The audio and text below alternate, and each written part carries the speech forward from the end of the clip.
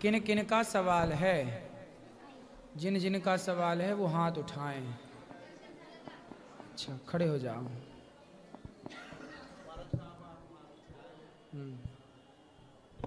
बोलो। महाराज आप दर्शन लेने के लिए आए? कोई प्रश्न है? नहीं, कोई प्रश्न नहीं, मिलने का दर्शन। खुश रहिए। चलिए, और किसका सवाल? महाराज जी राधे राधे। हाँ जी। एक सवाल है, मैं ईश्वर को किस आधार पर मानूं? ईश्वर के जीवन में, ईश्वर का इंसान के जीवन में ईश्वर का क्या योगदान है?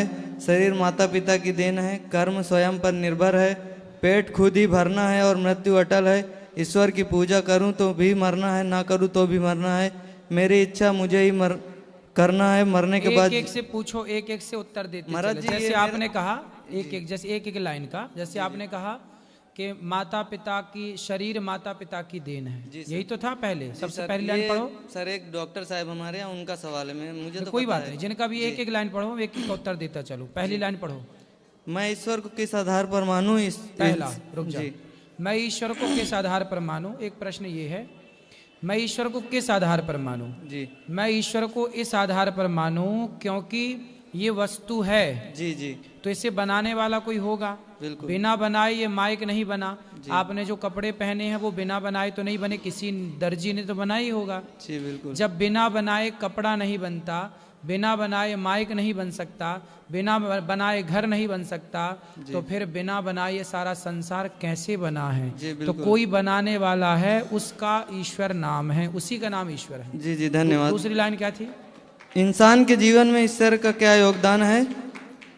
दूसरी जी, ईश्वर का क्या योगदान है? जी, ईश्वर का योगदान ये है कि ईश्वर चाहते हैं इसलिए किसान खेत में बीज बो देता है। जी जी। पर फसल तो तभी आएगी ना जब भगवान चाहेंगे। जी, बिल्कुल, बिल्कुल। वरना किसान अपने से उगा ले, फसल अपने से कर ले, भाई सबका पर 100-100 कुंटल निकलना चाहिए। किसी का कम, किसी का ज्यादा क्यों निकलता? जी बिल्कुल। दूसरा, शरीर माता पिता की देन है, कर्म स्वयं पर निर्भर है। शरीर माता पिता की देन यदि है तो फिर कोई बेटा लंगड़ा होता है, कोई अंधा होता है। यदि माता पिता की देन है तो कोई माता पिता थोड़ी चाहेंगे कि हमारा बेटा लंगड़ा और अंधा हो। जी बिल्कुल। फिर अंधा लंगड़ा क्यों होता है? इसका मतलब माता पिता अपना एक कर्म करते हैं।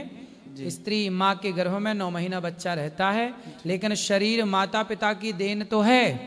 यदि माँ बाप की पूरी देन मान लो आप, तो कोई बच्चा अंधा क्यों होता है? फिर माँ क्यों नहीं उसकी आंखें लगा देती? फिर कोई लंगड़ा क्यों होता है? माँ क्यों नहीं उसके पांव लगा देती? मतलब कोई है जो माँ के पेट में बैठकर भी आपकी और हमारी रचना कर रहा है। वो परमात्मा है जो सबके भीतर बैठा है। जी जी।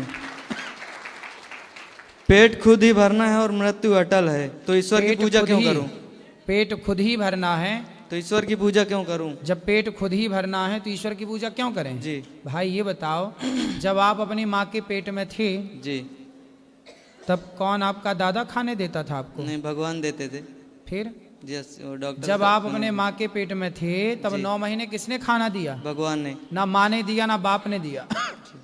तब तो भगवान ही ना पेट भरते थे। और जैसी बच्चा बाहर आया तो माँ के आंचल में दूध की व्यवस्था किसने की थी? भगवान ने। फिर जी, इसलिए पालनहार भगवान है। जी। और सर एक सवाल और है, मृच्छिला धातुर्वादी मोतीश्वरम बुद्धया क्लिश्यंतति पासा मूढ़ा पराशांति न यान्ति ते। सर ये इसमें उन्होंने लिखा है, इन्होंने लिखा है कि मूर्ख लोग ईश्वर की पूजा करते हैं, जो ज्ञानी होते हैं वो मूर्ति की पूजा नहीं करते। तो ज्ञानी किसकी पूजा करते हैं? बस सर इसमें यही लिखा है, इसमें लिखा है कि मूर्ख लोग मिट्टी, पत्थर, धातु और लकड़ी की मूर्तियों की को ईश्वर मानते हैं, इनको कभी भी शांति की प्राप्ति नहीं होती। तो फिर विद्वान किसकी पूजा करते हैं? उनके अनुसार कौन किसकी पूजा करते हैं? फिर वो किसकी पूजा करते हैं?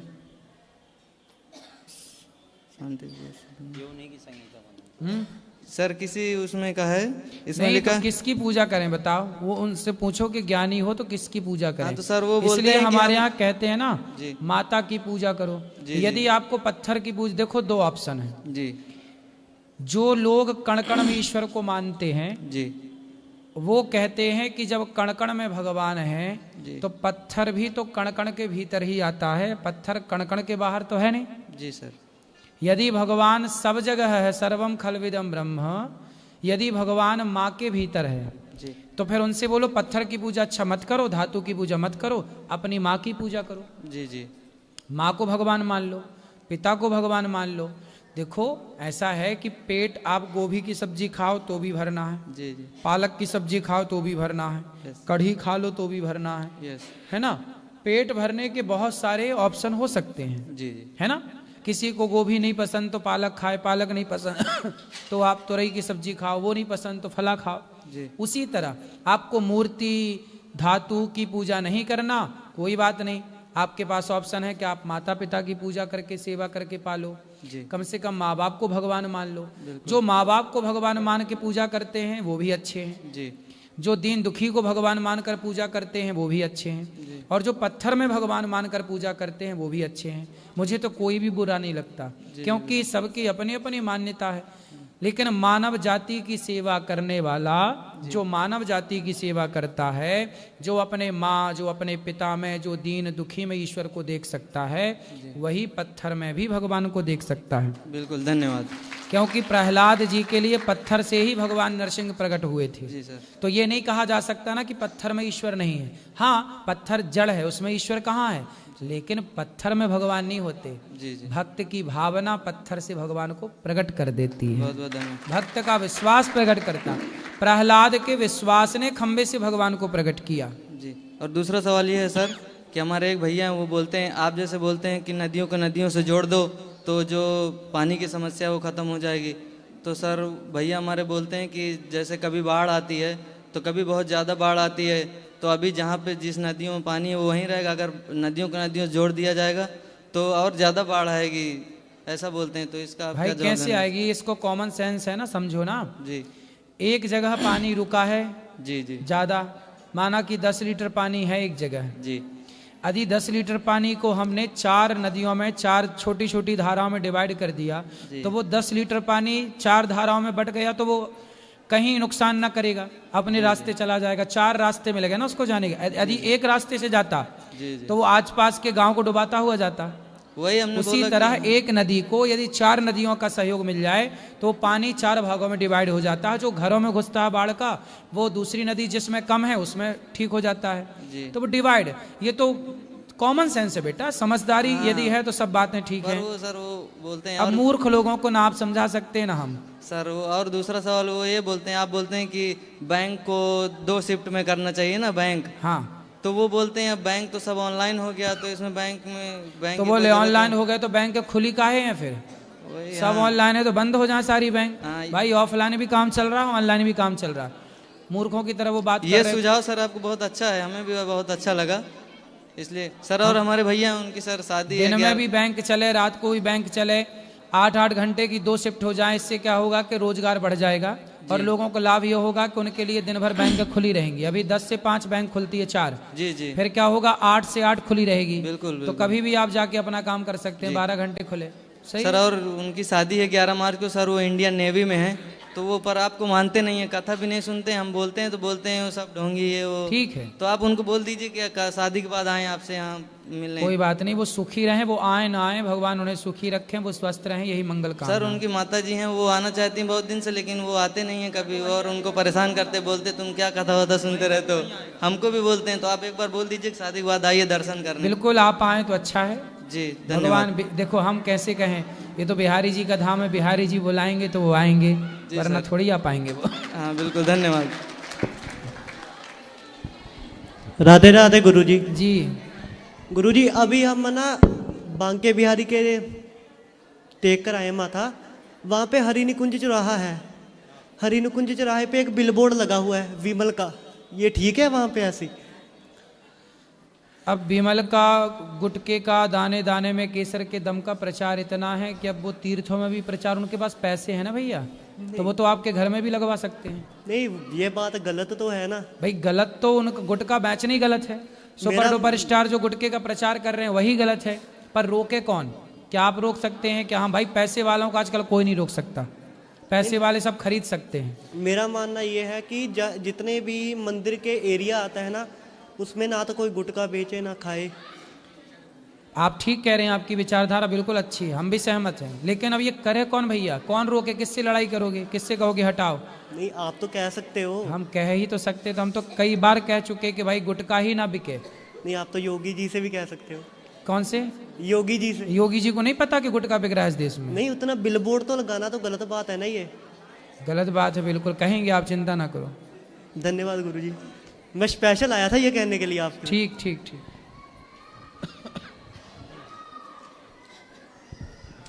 गुरुजी राधे राधे।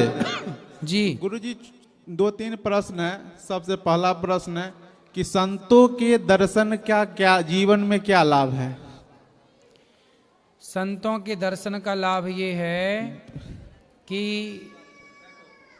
एक आदमी मर गया तो वो गया यमराज के पास, तो यमराज जी ने कहा भाई तैने बहुत पाप किए हैं, बस तेरे से एक छोटा सा पुण्य हो गया तो तेरे को हम उस पुण्य का फल देंगे, बता क्या लेगा? तो उस आदमी को एक संत जी मिले थे और उन्होंने, संत जी ने कहा था कि बोल राम, तो उसने बोल दिया राम। संत जी ने कहा कोई इसका फल मांगे, कोई देना चाहे तो लेना मत। तो वो आदमी गया यमराज जी के पास, यमराज जी ने कहा तूने एक बार राम बोला है, बता क्या फल लेगा? तो संत जी ने मना कर दिया था कि मत लेना। तो यमराज जी बोले कि चलो शंकर जी को पता है कि वो राम नाम जपते हैं, वो बताएंगे कि एक नाम का फल क्या है। तो शंकर जी के पास गए, बोले एक राम नाम का फल क्या है? शंकर जी बोले मैं भी नहीं जानता। ब्रह्मा जी के पास गए, मैं भी नहीं जानता। तब भगवान नारायण के पास गए, अर्थात राम के पास गए कि ये जो नाम का फल है क्या है? तब उन्होंने कहा, भगवान ने कहा कि देखो इसने एक बार नाम लिया और संत का दर्शन किया, उसके कारण ये बैकुंठ में आके खड़ा है, शंकर जी के सहित, ब्रह्मा जी के सहित, यमराज जी के सहित। यही है फल। मेरा दूसरा प्रश्न है कि माया कितने प्रकार की होती है? इसको समझाए गुरुजी। मम माया दुरत्यया, माया कई तरह की होती है, प्रबल बड़ी है माया। स्त्री भी एक माया है, पैसा भी एक माया है, परिवार भी एक माया है, वासनाएं इच्छाएं भी एक माया है, अनेक अनेक प्रकार से काम करती हैं, पर कुल मिला के निष्कर्ष निकलता है कि माया एक तरह की है। क्या है माया? तो सुनो, जो है नहीं पर दिखाई पड़े उसका नाम माया है। माया किसे कहते हैं? जो है नहीं पर दिखती है। जैसे रस्सी में सांप शाम को समय दिख जाता है। आपके सामने रस्सी पड़ी है और अंधेरा हो तो रस्सी में क्या दिख जाता है? अरे सांप है नहीं सांप, पर दिखा क्या? उसी तरह है नहीं पर दिख रहा है। उसी तरह आपके कितने बेटे हैं? 2। आपके हैं? यस। आपके हैं? कन्फर्म है? माइक पास में लो। आपके अनुसार मेरे, हम नहीं बोल सकते हैं कि मेरे भगवान के हैं। ठीक है, हैं भगवान के। बच्चे किसके दिए हैं? परिवार किसका दिया है? शरीर किसका दिया है? सब कुछ भगवान का है। हैं ईश्वर के, हमारे हैं नहीं, लेकिन हमारे अपने से दिखते हैं। सांप है नहीं पर सांप सा दिखता है, अपने है नहीं परिवारी पर अपने से दिखते हैं। यही माया है। आपका है नहीं कोई संसार में, ये शरीर भी आपका नहीं है, ये हाथ भी आपका नहीं है। हाथ आपका होता तो बुढ़ापे में लोगों के हाथ ने साथ छोड़ तो दिया, पैरालिसिस हो जाता है। आंख आपकी थी तो बुढ़ापे में कम क्यों दिखने लगा? बाल आपके थे तो सफेद क्यों हो गए? शरीर आपका था तो बुढ़ा क्यों हो गया आपका शरीर? इसका मतलब है ये शरीर भी आपका नहीं है। आपका था तो आपका साथ क्यों छोड़ दिया शरीर ने? आपका है नहीं पर सारी जिंदगी आप अपना मान रहे हैं। यही माया है नहीं आपका, लेकिन आप माने जा रहे हैं मेरा। यही माया है। मेरा तीसरा प्रश्न है, रामचरितमानस के उत्तरकांड में हम सुने हैं कि यह सब माया कर परिवारा प्रबल अमित को बरने पारा, शिव चतुरानन जाहि डेराहि तबड़ जीव के लेखे माय, सो दासी रघुवीर की समझे मिथ्या सोपी, छूट न राम कृपा बिना नाथ कहूँ पदरोपी। कहने का अर्थ है कि जिस माया से शिव जी और ब्रह्मा जी भी भगवान की माया से डरते हैं, भगवान की माया ने ब्रह्मा शिव दोनों को मोहित कर लिया। और वही माया रघुवीर जी की दासी है, तो हाँ। कैसे समझाए गुरु जी? ऐसा है कि एक समय की बात है कि शंकर जी ने भगवान से कहा कि प्रभु मैंने आपके सारे रूप देखे हैं, एक मोहिनी का रूप नहीं देखा। तो भगवान नारायण ने कहा कि देखो शंकर जी, आप ना चक्कर में पड़ो, ना देखो।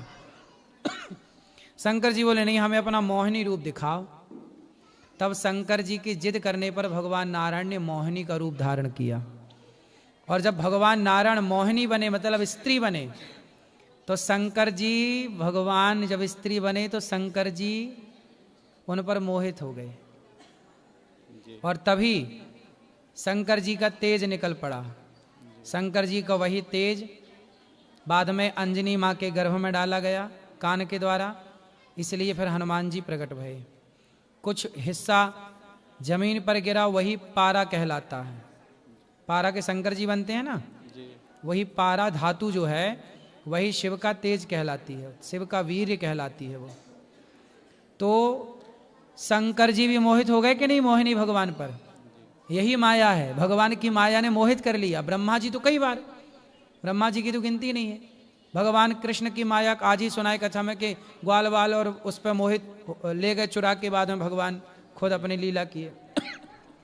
सब मोहित हो गए माया में, लेकिन वही माया भगवान राम की दासी है, वही माया भगवान की दासी है। तो भगवान को कभी मोहित नहीं कर सकती, इसलिए भगवान राम, भगवान नारायण वही हैं जिनकी दासी माया है। कभी सब मोहित हो गए, कोई नहीं बचा। लेकिन भगवान कैसे मोहित हो, ये तो सब उन्हीं का उपजाया है। एक मेरा लास्ट प्रश्न है गुरु जी कि ब्रह्म को कैसे जाना जा सकता है? ये इंद्रिय मन बुद्धि का विषय नहीं है, तो फिर कैसे जाना जा सकता है? नेति नेति कह के वेद चुप हो जाते हैं।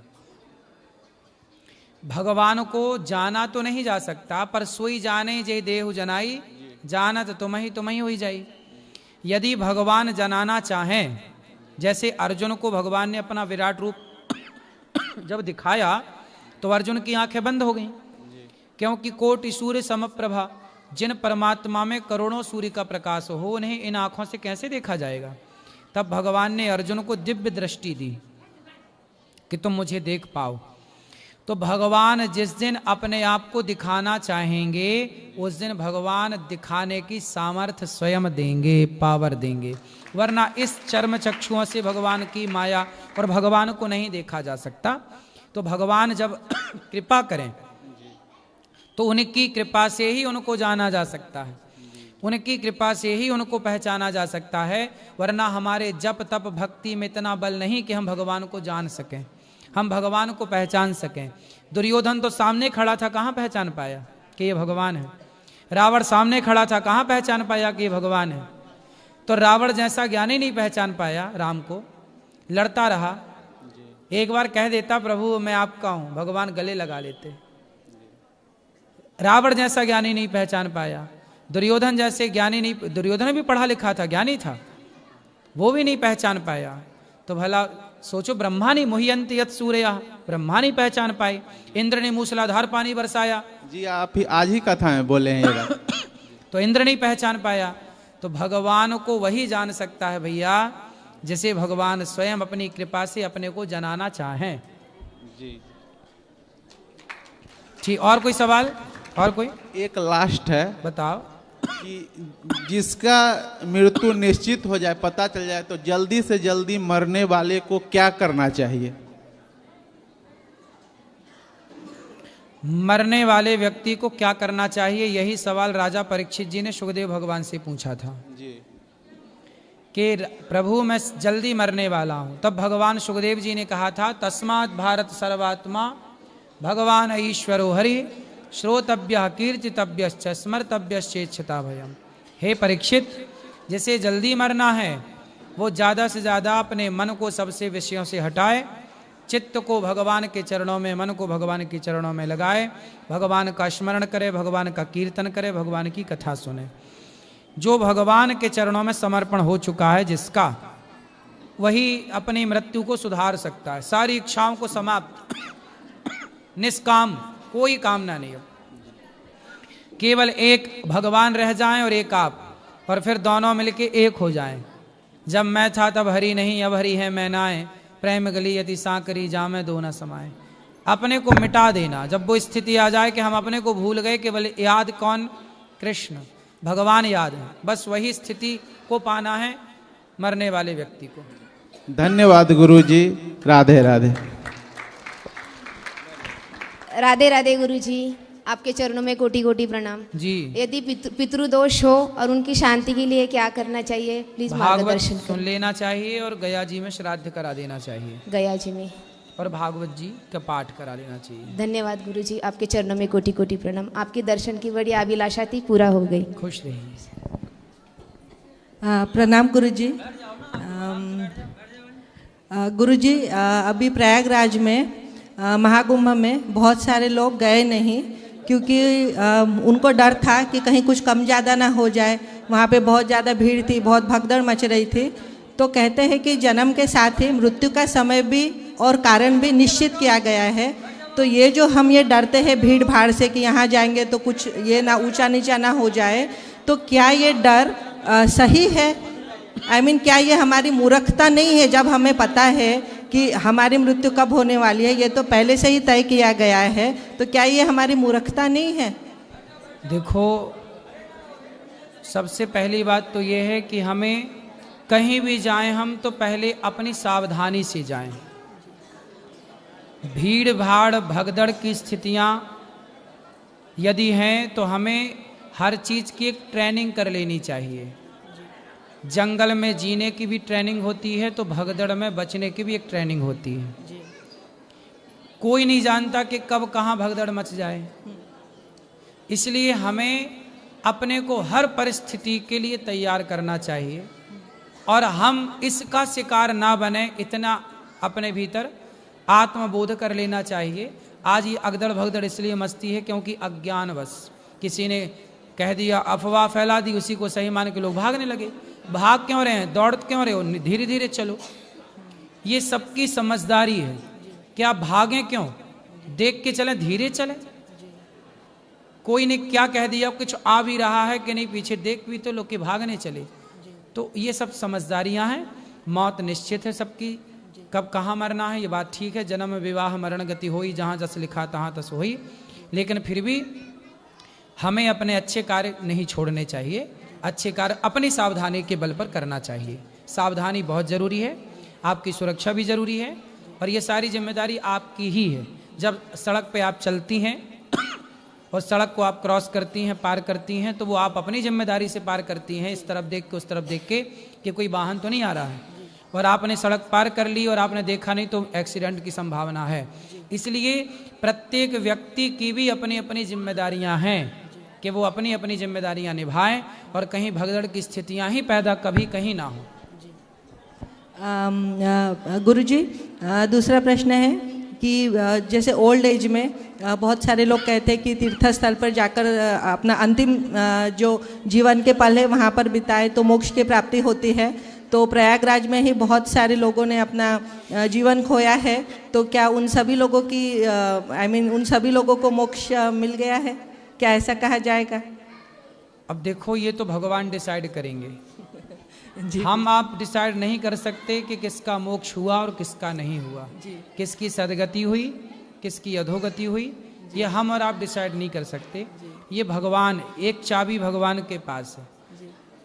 तो मोक्ष इसमें है ना, जन्म विवाह, बोलो जन्म विवाह मरण गति, गति होई। ये गति किसके हाथ में? ईश्वर के। जी, धन्यवाद। तो कौन जाएगा सदगति की ओर, कौन जाएगा दुर्गति की ओर, ये तो ईश्वर तय करेंगे, ये हम और आप नहीं कर सकते। जी, धन्यवाद गुरु जी।